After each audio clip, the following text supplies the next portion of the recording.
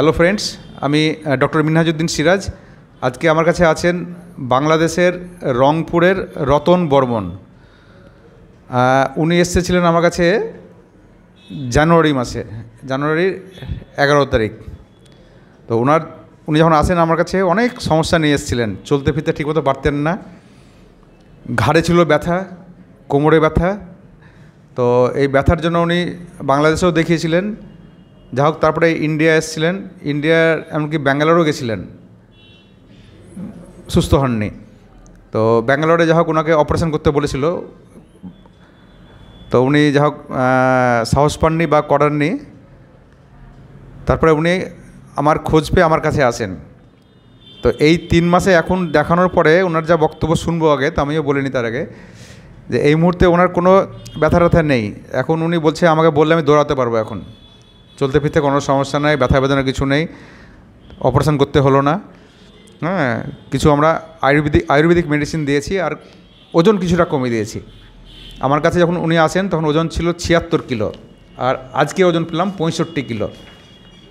তো ওনার বক্তব্য শুনে নেব, হ্যাঁ, যে কী সমস্যায় ছিলেন, তারপরে আমি আবার ডিটেলস কিছু বলবো।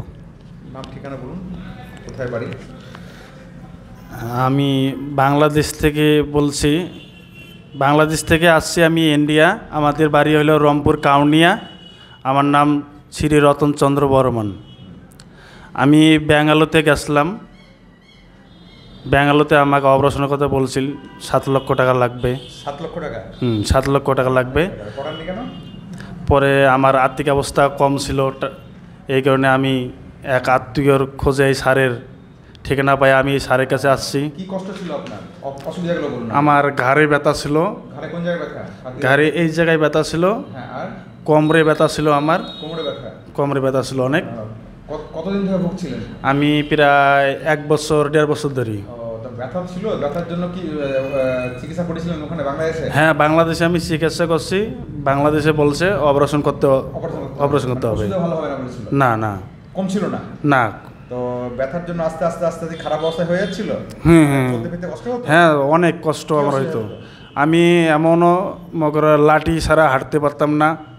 আমি দেখা গেলো ওয়াশরুমে গেলে একাই বসলে আমি একাই দাঁড়াইতে পারতাম না, আমাকে একজন সহযোগিতা করা লাগতো। পায়খানা বাথরুম গেলে? হ্যাঁ, বাথরুম গেলে। তাহলে কি কাজকর্ম করতে পারতেন না? না না না, একদম টোটালি বলতো। খুবই ব্যথা করতো? হ্যাঁ, খুব ব্যথা করতো। সবসময় ব্যথা করতো? সবসময় ব্যথা করতো। মানে সকালে, দুপুরে, রাত্রে?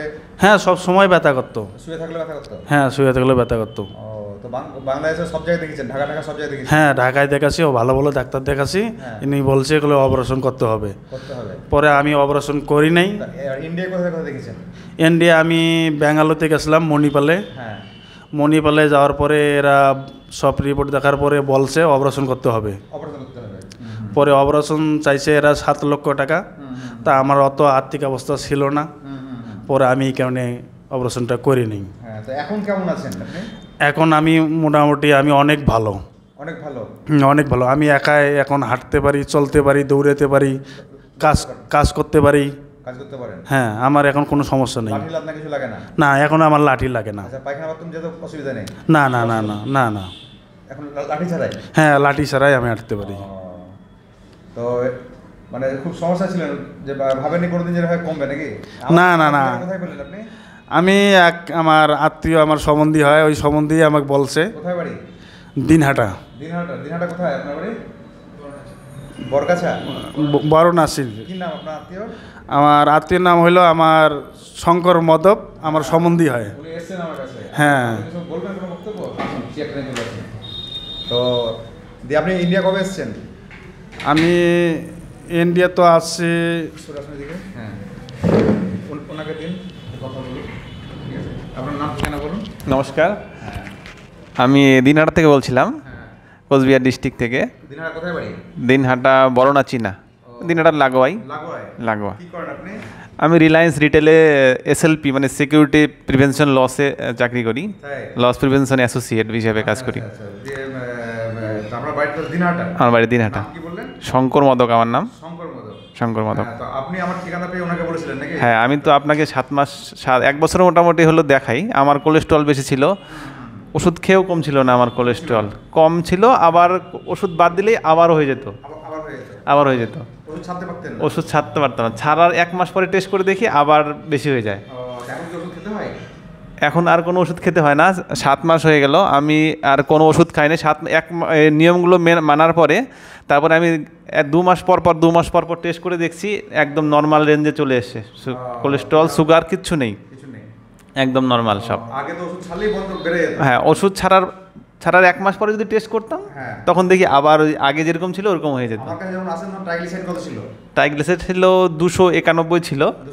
291 ছিল। এখন তো 7 মাস ওষুধ বন্ধ। 7 মাস ওষুধ বন্ধ। আজকে ট্রাইগ্লিসাইড কত? আজকে 70। 70? হ্যাঁ, অনলি 70? শুধু 70। তাহলে 7 মাস ওষুধ বন্ধ, ট্রাইগ্লিসাইড ওষুধ লাগলো না। ওজন আমার ছিল 72, এখন আমার ওজন হয়ে গেছে 58। তাহলে ওজন কমেছে কত কিলো? 14 কিলো। 14 কিলো ওজন কমে গেছে। হ্যাঁ, তো উনার রেজাল্টটা কেমন দেখছেন? আপনি আগে দেখেছেন তো, আপনি ভালো বলতে পারেন। হ্যাঁ, আমার হচ্ছে ইনি বোন জামাই হয়। বোন জামাই? ইনি বাংলাদেশ থেকে এসেছিল। তা বাংলাদেশ থেকে আসার পরে ওনার প্রচণ্ডই অসুবিধা ছিল, উনি হাঁটতেও পারতো না, এবং হাঁটলেও একটু মানে খড়িয়ে খড়িয়ে হাঁটতো, মানে চলতেই পারতো না। এমন হয়েছিল কি লাঠি নিয়ে হাঁটতো, বসে বসে বাথরুম যেত, এরকম অবস্থা হয়ে গেছিলো। তারপরে তো উনি আসার পরে ওরা আগে থেকে ডিসাইড করে এসেছিলো যে ওরা ব্যাঙ্গালোর যাবে। তা আমি তো হঠাৎ করে বলতে পারি না যে তুমি এখানেই দেখাও, আশা করে এসছে বড় জায়গায় যাবে। তা আমি ওখানে, ওরা দিতে চাচ্ছিলো, আমি ওখানে পাঠিয়ে দিয়েছি। পাঠিয়ে দেওয়ার পরে ওরা ওখানে 60,000 টাকার মতো টেস্ট করেছে, এমআরআই কী করে টেস্ট করে ওরা বলছে যে অপারেশন করতে হবে, 7 লাখ টাকা লাগবে। তা ইনি তো একদম ছোট গ্রামের, বেশি কাজ করে না, এমনি গ্রামের পরিবেশে থাকে, অত টাকা কোথায় পাবে। তারপরে আমাকে ফোন করলো, তো আমি বললাম তাহলে অত টাকা করতে পারবে না, তখন চলে আসে। এখানে চলে আসার পরে আমি আপনার কাছে নিয়ে আসি। আমি কি বলেছিলাম দেখে সেদিন? বলে ঠিকঠাক মানলে পরে সব ঠিক হয়ে যাবে, কোনো অসুবিধা নেই। হ্যাঁ, বলেছিলেন মানলে ঠিক হয়ে যাবে।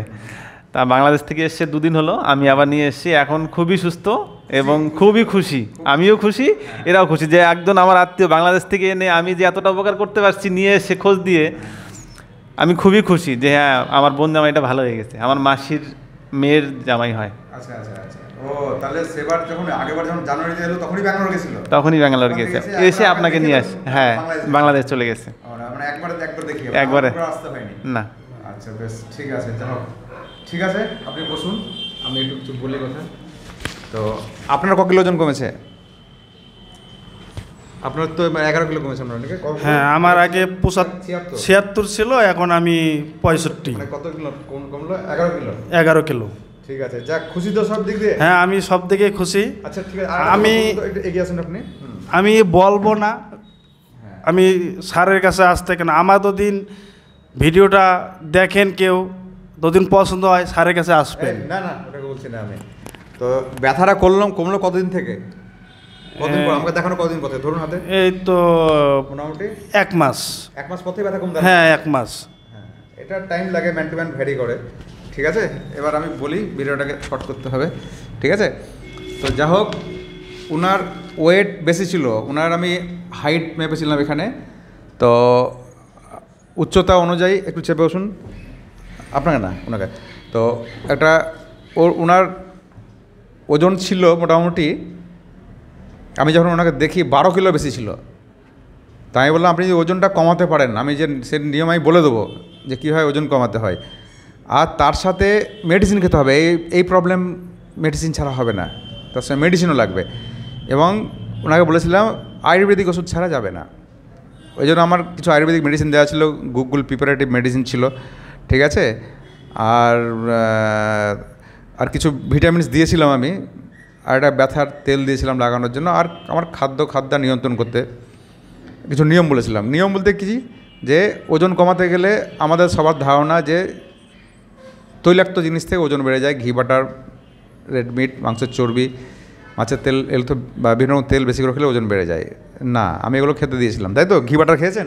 জি জি জি। ডিম কটা করে খেয়েছেন? ডিম 4-5টা করে খেয়েছেন। আপনি ডিম কটা করে খেয়েছিলেন? আমিও 6টা খেয়েছিলাম প্রথমে, তারপরে লাস্টে 4টা 3টা এরকম খেয়েছি। তাহলে 6টা আমি খাই, দিনে 3টা করে এখনও খাই আমি। হ্যাঁ, দেখুন উনি 6টা করে ডিম খেয়ে ট্রাইগ্লিসাইড কমিয়ে ফেললেন, তাই তো? আর বলে গেলোতে ডিম খাওয়া যাবে না, কুসুম সহ তো, কুসুম সব সহ। আর উনি বাংলাদেশ থেকে এসেছেন, রতনবাবু, যে ঘি বাটার খেয়ে ডিম 500টা করে খেয়ে ওজন কমিয়ে ফেললেন। ওজন অ্যাকচুয়াল বাড়ে, সব থেকে বেশি বাড়ে শর্করা জাতীয় খাবারে। শর্করা জাতীয় খাবার কোনগুলো? যেগুলো আমার প্রতিদিন খাই, সকাল থেকে শুরু করে রাতের ডাল ভাত অবধি, সকালে চামড়ি থেকে চালের খাবার, গমের খাবার, ডালের খাবার, তারপরে হচ্ছে আপনার মাটির তলার সবজি, বিভিন্ন রকমের পাকা ফল, ঠিক আছে, আর চিনির খাবার, দুধের খাবার। তা এগুলো অতিরিক্ত শর্করা, তা এইগুলো অতিরিক্ত খেলে চলবে না, সব কিছুর মাপ আছে, সেই মাপ অনুযায়ী খাবে। এই জন্য আমি শর্করা জাতীয় খাবারগুলোকে কমিয়ে দিয়েছিলাম, তাতেই ওজন কমে গেল। বলেছিলাম সকালবেলা টিফিন করবেন, কোনো রুটি মুড়ি রাখা চলবে না। আমি বললাম ডিম ভুজিয়া খাবেন, পেট ভরে সবজি খাবেন, স্যালাড খাবেন, ঠিক আছে, আর খুব ইচ্ছা হলে একটা করে পেয়ারা বা মোসাম্বি, কমলা লেবু এগুলো খেতে পারেন। আর দুপুরবেলা বলেছিলাম পেট ভরে পর্যাপ্ত সবজি, 2 পিস মাছ, 2 পিস মাংস, 2 পিস ডিম, আর না পারলে অল্প ভাত, তাই তো? ভাত চলছে না বন্ধ আছে? ভাত চলছে। হ্যাঁ, তো অল্প ভাত দিয়েছিলাম। এই তো খাবার, আর দুপুর রাতে একই খাবার। আর নিষেধ ছিল যে ভাত ছাড়া চালের কিছু খাবেন না, গমের কিছু খাবেন না, ডালের কিছু খাবেন না, মাটি তলার সবজি খাবেন না, পাকা ফল খাবেন না, দুধের খাবার, চিনি খাবার খাবেন না, এই তো নিষেধ। এই খাবেন, এই খাবেন। আর হাঁটতে বলেছিলাম না? জি জি জি। তো প্রথম দিন শুনে ভয় লাগেনি যে আমি হাঁটতেই পারি না, কী করে হাঁটবো? অনেক কষ্ট ছিল, আমি হাঁটতেই পারি নাই। পরে আস্তে আস্তে এই একটু একটু করে জিরাসি, আবার হাঁটছি, একটু করে জিরাসি, এইভাবে মগরও স্পিড বাড়াছি। আমি বলেছিলাম যে টানা হাঁটতে হবে 1 ঘন্টা, এবং সেটা দরকার হলে না পারলে 2 মিনিট 2 মিনিট করে দাঁড়াবেন, হাঁটবেন, অসুবিধা নেই, ওইভাবে 1 ঘন্টা হাঁটবেন, তবেই তো একটা সময় এসে আপনি ঠিকঠাক হাঁটতে পারবেন। তো ওনার মূল মন্ত্র আর কিছুই নয়, ওজনটা কমিয়ে দিয়েছি, এবং কোমরটা হচ্ছে ওয়েট বিয়ারিং জয়েন্ট। এবার আমার যদি কোমরের সমস্যা থাকে, তারপরে যদি ওজন বেশি বেড়ে যায়, তো আরও লোড পড়বে, আরও ব্যথা হবে। এক হচ্ছে ওর ওয়েটটা রিডিউস করে দিয়েছি, অনেকটা চাপমুক্ত হয়ে গেল কোমরটা। আর দ্বিতীয়ত কিছুটা ক্ষয়জনিত সমস্যা ছিল ওনার, আমার যেটা মনে হয়েছিল টেস্ট করে যেটা পেয়েছিলাম আমি, হ্যাঁ, তো সেই সমস্ত ক্ষয় পূরণ করতে আমার কিছু মেডিসিন দিতে হয়েছিল। তো সেই ওষুধগুলো খেয়েই উনি একদম পুরোপুরি সুস্থ। লাঠি ফাঠি তো নিতেই হয় না, এখন দৌড়াতে পারেন। আর আগে লাঠি ছাড়াও মানে বাথরুম যেতে পারতেন না, এত খারাপ অবস্থায় ছিলেন। যাক, এগুলো শুনে খুব ভালো লাগে, যখন আমার পেশেন্টরা সুস্থ হয়, ভালো থাকে, আর এই ফিডব্যাকগুলো শেয়ার করতেও ভালো লাগে। তো এইভাবে মানুষ সুস্থ হচ্ছে। তো যা হোক, কিছু মেডিসিন খেতে হয়, এগুলো দিয়েছিলাম। আর কোর্স আরও চলবে, হ্যাঁ, 3 মাস মেডিসিন চলেছে, আরও চলবে কিছুদিন, তারপরে আমি আস্তে আস্তে এই ওষুধও বন্ধ হয়ে যাবে, আমার লাগবে না। তো যা হোক ফ্রেন্ডস, আজ কিছু বলবেন আর আপনারা? বলার আছে কিছু? না, আমার আর কিছু বলার নেই। আমরা খুব খুশি যে বাংলাদেশ থেকে এসে আমি একজন পেশেন্টকে নিয়ে এসেছি, ওরাও সুস্থ হয়ে গেছে, আমিও সুস্থ। আমিও ডাক্তারবাবুকে ধন্যবাদ বলবো। কত টাকা বেঁচে গেল? 7 লাখ টাকা বেঁচে গেল। 7 লাখ টাকা বেঁচে গেল, ঠিক আছে। যা হোক, এত টাকা জোগাড় করা খুব কষ্টের, প্লাস অনেকের কষ্টের পয়সা। তো যা হোক, যেখানকার ট্রিটমেন্ট নিয়ম লাইন, ওনারা যেটা দেখেছিলেন, ডায়াগনোসিস করেছিলেন, যে ভেবেছিলেন এর লাইন অফ ট্রিটমেন্টই হচ্ছে সার্জারি যায় না, তাই ওনারা বলেছিলেন, ভুল কিছু বলেননি। তো যা হোক, আমি বলেছিলাম চেষ্টা করে দেখা যেতে পারে, নিয়মগুলো মানলে আস্তে আস্তে ঠিক হয়ে যাবে। তো ফ্রেন্ডস, এই অবধি সবাই ভালো থাকবেন, সুস্থ থাকবেন, হেলদি লাইফস্টাইল মেনটেন করবেন। হেলদি লাইফস্টাইল আর কিছু নয়, হেলদি লাইফস্টাইল হচ্ছে রোজ হাঁটা 1 ঘন্টা করে, রোজ 7 ঘন্টা ঘুমানো, এবং 10টা থেকে। আর হচ্ছে অতিরিক্ত শর্করা যাতে খাবার বন্ধ করবেন, সবজি দিয়ে পেট ভরাবার চেষ্টা করবেন, স্যালাড খাবেন, আর মাছ মাংস ডিম খাবেন, এই তো, আর কিছু না। তো আজকের ভিডিওটা এখানেই শেষ করছি। নমস্কার।